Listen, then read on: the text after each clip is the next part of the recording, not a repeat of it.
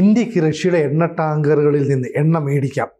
ഇത് നമ്മൾ നേരത്തെ ചർച്ച ചെയ്തൊരു കാര്യമാണ്. നമ്മൾ എണ്ണ റഷ്യയുടെ നിന്ന് മേടിക്കുന്നത്. ഇപ്പോൾ ഡൊണാൾഡ് ട്രംപ് പറയുന്നത് ഇന്ത്യക്ക് റഷ്യയിൽ നിന്ന് എണ്ണ മേടിക്കാൻ അനുവാദം കൊടുത്തു എന്നാണ്. അമേരിക്കയുടെ അനുവാദം കൊണ്ടാണോ നമ്മൾ എണ്ണ മേടിക്കുന്നത്? അതായത് സിനിജിയുടെ വീടിന്റെ എതിർവശത്തോ അയലത്തോ അപ്പുറത്തോ ഒക്കെ താമസിക്കുന്ന ഒരാളാണെന്ന് ഞാനിന്നിരിക്കട്ടെ. സിനിജിയുടെ വീട്ടിലേക്ക് 100 തേങ്ങ വാങ്ങിച്ചു കൊണ്ടുപോകുന്നത് ഞാൻ ദൂരെ നിന്ന് കാണുന്നു. എൻ്റെ അടുത്ത് ഇത് ആരെങ്കിലും വന്ന് പറയുന്നു. അപ്പൊ ഞാൻ അവകാശപ്പെടുകയാണ്, എന്നോട് ചോദിച്ചിട്ടാണ് കേട്ടോ, ഞാൻ അനുവാദവും കൊടുത്തിരുന്നു, അതുകൊണ്ടാണ് മേടിച്ചത് എന്ന് പറയുന്ന പോലെയാ.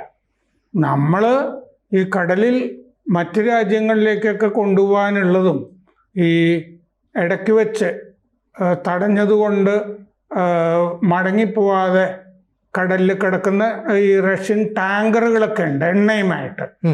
ഇതൊക്കെ നമ്മൾ വാങ്ങിക്കാൻ തീരുമാനിക്കുകയും ഇന്നലെ തുറമുഖങ്ങളിലൊക്കെ എത്തി, ഗുജറാത്തിലും പാരദ്വീപിലും ഒക്കെ എത്തി റഷ്യൻ എണ്ണ ടാങ്കറുകൾ നമ്മൾ വാങ്ങിച്ചിട്ട്. ഇന്ത്യയിൽ എത്തിക്കഴിഞ്ഞു സിനിജി, റഷ്യൻ എണ്ണ ഇന്ത്യയിൽ എത്തിക്കഴിഞ്ഞു എന്നുള്ള വാർത്തയൊക്കെ രാജ്യാന്തര മാധ്യമങ്ങളിൽ വന്നു കഴിഞ്ഞപ്പോ ട്രംപ് പറയണേ 30 ദിവസത്തെ ഇളവ് റഷ്യൻ എണ്ണ മേടിക്കാൻ ഞങ്ങൾ കൊടുത്തു കേട്ടോ. ഇത് ചില മറ്റേ തകർന്ന തറവാടുകളിലെ കാരണവന്മാരില്ലേ, അതെ, അതുപോലെയാണ്. തകർന്ന് കിടക്കില്ലേ, വലിയ കടമല്ലേ അതെ അമേരിക്കയ്ക്ക്. ഈ കടം വീട്ടാനുള്ള അജണ്ടയുടെ ഭാഗമായിട്ടല്ലേ ഈ എണ്ണ രാഷ്ട്രങ്ങളൊക്കെ ആക്രമിച്ച് എണ്ണ കൈവശപ്പെടുത്താൻ നോക്കുന്നത്. പണ്ട് ഇറാഖ്, ഇപ്പൊ വെനസ്വേല, ഇറാൻ, ഇങ്ങനെ എങ്ങനെയെങ്കിലും നിലനിൽക്കണം എന്ന് പറഞ്ഞിട്ട് ഇതൊരു വേറൊരു തരത്തിൽ കോളനീകരണത്തിന്റെ കള്ളക്കടത്ത് നടത്തുകയല്ലേ അമേരിക്ക. അതെ, നമ്മുടെ വഴി നമ്മൾ നോക്കിക്കോളും. അതുകൊണ്ട് ഈ റഷ്യൻ എണ്ണ ഇവിടെ എത്തിയതിൻ്റെ കഥ ഞാൻ പറയാം. ഈസ്റ്റ് ഏഷ്യയിലെ ചില രാജ്യങ്ങളിലേക്കുള്ള 3 റഷ്യൻ എണ്ണ ടാങ്കറുകൾ കടലിൽ കണ്ടിട്ട് ആ എണ്ണ ഇന്ത്യ വാങ്ങിച്ചു. ഈ യുദ്ധം തുടങ്ങുന്നു എന്ന് കണ്ടിട്ട് തന്നെ നമ്മൾ വാങ്ങിച്ചു. 14 ലക്ഷം ബാരൽ യൂറൽ ഓയിൽ ആണ്. അതിൽ 3 ടാങ്കറുകളുണ്ട്. 3ാമത്തെ ടാങ്കർ സെപ്പറേറ്റാ. 2 ടാങ്കറുകളിലായിട്ട് 14 ലക്ഷം ബാരൽ യൂറൽ ഓയിലാണ് ഉണ്ടായിരുന്നത്. ഇത് ഇന്ത്യയിലെ തുറമുഖത്തെത്തി ഇന്നലെ. അപ്പോൾ ബാൾട്ടിക് ബ്ലാക്ക് ഈ കരിങ്കടലും ബാൾട്ടിക് കടലും, ആ കടലുകളിൽ തുറമുഖങ്ങളിൽ കയറ്റിയ എണ്ണ ആണ് നമ്മൾ വാങ്ങിച്ചത്. ഈ ഊറൽ എണ്ണ പണ്ട് ഇന്ത്യൻ ശുദ്ധീകരണശാലകൾക്കൊക്കെ വളരെ പ്രിയപ്പെട്ട എണ്ണ ആയിരുന്നു ഇത്. അതിൽ 1ാമത്തെ ടാങ്കർ, 2 ടാങ്കറിന്റെ കഥ ആണ് ആദ്യം പറയുന്നത്. 1ാമത്തെ ടാങ്കർ ദ ഒഡിയോൺ. ഇത് ഈ പലതരം ടാങ്കറുകളുണ്ടല്ലോ, കപ്പാസിറ്റി. അതിൽ സുയസ് മാക്സ് ടാങ്കറാണ് ഇത്, ദ ഒഡിയോൺ. 7,30,000 ബാരലാണ് അതിലുള്ളത്. ഇന്ത്യയുടെ തീരത്ത് വന്നു കഴിഞ്ഞു. അത് കഴിഞ്ഞ ദിവസം പാരദ്വീപിൽ എത്തിയിരുന്നു എന്ന് പറഞ്ഞാൽ ഈസ്റ്റ് കോസ്റ്റില് ബുധനാഴ്ച എത്തിയത് പാരദ്വീപില്. 2 മത്താരി, ഇത് ആഫ്രാമാക്സ് എന്ന് പറഞ്ഞ ടാങ്കറാണ് ആ സൈസിലുള്ളത്. 7 ലക്ഷത്തിലധികം ബാരൽ ആ ടാങ്കറിലും ഉണ്ട്. വ്യാഴാഴ്ച ഇത് ഗുജറാത്തിലെ വാദിനാർ തുറമുഖത്തെത്തി. ഒരു ദിവസം മുമ്പേ എത്തിക്കഴിഞ്ഞു. ഇങ്ങനെ ടാങ്കറുകളൊക്കെ ഇവിടെ എത്തിക്കഴിഞ്ഞപ്പോൾ ഇത് ഞങ്ങൾ പറഞ്ഞിട്ടാണ് കേട്ടോ എന്ന് അവകാശപ്പെടുന്ന പരിപാടിയാണ് ഇപ്പൊ അമേരിക്ക കാണിച്ചിരിക്കുന്നത്. 30 ദിവസത്തെ ഇളവ് ഞങ്ങൾ കൊടുത്തത് കൊണ്ടാണ് ഇത്. നമ്മളിതൊക്കെ അല്ലെങ്കിലും നമ്മൾ റഷ്യൻ എണ്ണ വാങ്ങുന്നത് നിർത്തിയിരുന്നില്ലല്ലോ. ഇല്ല, നമുക്ക് എണ്ണ വരുന്നുണ്ട്. നമ്മൾ ഏപ്രിലേക്കുള്ളതും ഒക്കെ ബുക്ക് ചെയ്തിട്ടുണ്ട്. അപ്പോൾ അമേരിക്കയുമായിട്ട് ഈ വ്യാപാര ചർച്ച മറ്റേ അവിടെ സുപ്രീം കോടതി എടുത്ത് കളഞ്ഞല്ലോ. അതെ, പിന്നെ ചർച്ചയൊക്കെ നമ്മൾ മാറ്റിവെച്ചു. അമേരിക്കയുമായിട്ടുള്ള ചർച്ച പിന്നീട് മുമ്പോട്ട് പോകാത്തത് കൊണ്ട് തുടർന്നുള്ള ആഴ്ചകളിലേക്ക് നമ്മൾ റഷ്യൻ എണ്ണ ഓർഡർ ചെയ്തിരുന്നു. അപ്പോൾ ചൈനയ്ക്ക് പോകുന്ന എണ്ണയും ഒക്കെയാണ് തിരിച്ച് ഇപ്പോൾ റഷ്യ നമ്മളുമായിട്ടുള്ള വലിയ അടുപ്പം വെച്ച് ഇങ്ങോട്ട് തിരിച്ച് വിട്ടത്. ഹോർമുസിലെ പ്രശ്നങ്ങളും ഒക്കെ ഉണ്ട്, യുദ്ധത്തിന്റെ പ്രശ്നങ്ങളും ഒക്കെ ഉണ്ട്. ഇനി മൂന്നാമത്തെ ഒരു എണ്ണ ടാങ്കറിന്റെ കഥയും കൂടി പറയാം.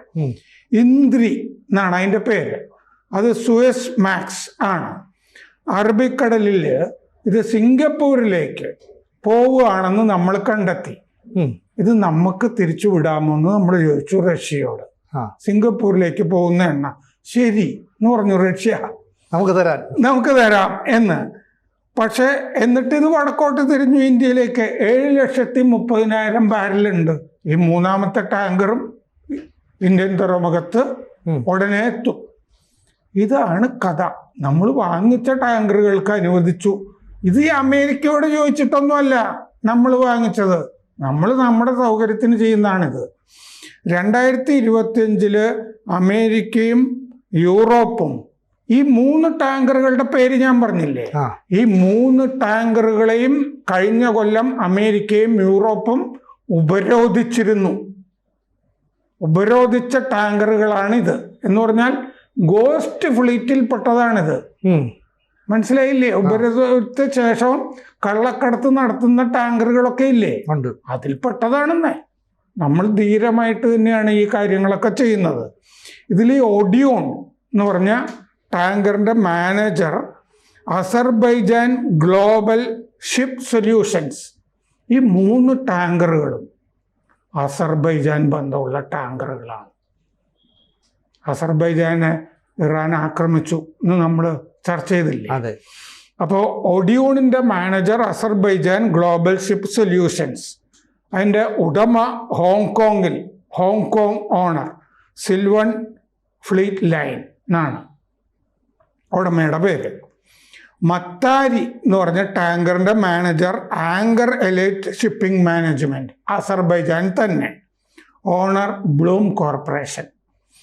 ഈ ഇന്ദ്രി മൂന്നാമത്തെ ടാങ്കർ, അതിൻ്റെ ഓണർ വിഗ്രോണ്ട സീബോൺ ലിമിറ്റഡ്, ഹോങ്കോങ്. അതിൻ്റെ manager stellar ship solutions, Azerbaijan. 3 Azerbaijan manage ചെയ്യുന്ന എന്ന് പറഞ്ഞാൽ കൊടിയൊക്കെ അങ്ങനെയുള്ളതാണ്. ഇനി നമുക്ക് ഇന്ത്യക്ക് LPGയുടെ ഒരു ക്ഷാമം വരാം. പക്ഷെ അതും നമ്മൾ വരാം എന്നറിയാവുന്നതുകൊണ്ട് കൈകാര്യം ചെയ്യുമായിരിക്കും. എന്ന് പറഞ്ഞാൽ ഗ്യാസിൻ്റെ ഒരു ക്ഷാമം വരാം. അപ്പോൾ ലോകത്തിലെ 2ാമത്തെ ഏറ്റവും വലിയ ബയർ ആണ് ഇന്ത്യ. LPGയുടെ ഏറ്റവും കൂടുതൽ വാങ്ങിക്കുന്ന 2ാമത്തെ രാജ്യമാണ് ഇന്ത്യ. 90% നമ്മൾ ഗ്യാസ് വാങ്ങിക്കുകയാണ്. മിഡിൽ ഈസ്റ്റിൽ നിന്നാണ് വാങ്ങിക്കുന്നത്.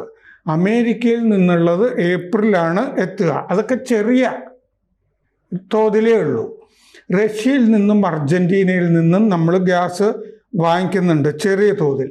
30 ദിവസത്തേക്കുള്ള ഗ്യാസ് സ്റ്റോക്ക് ഇന്ത്യയിലുണ്ട്.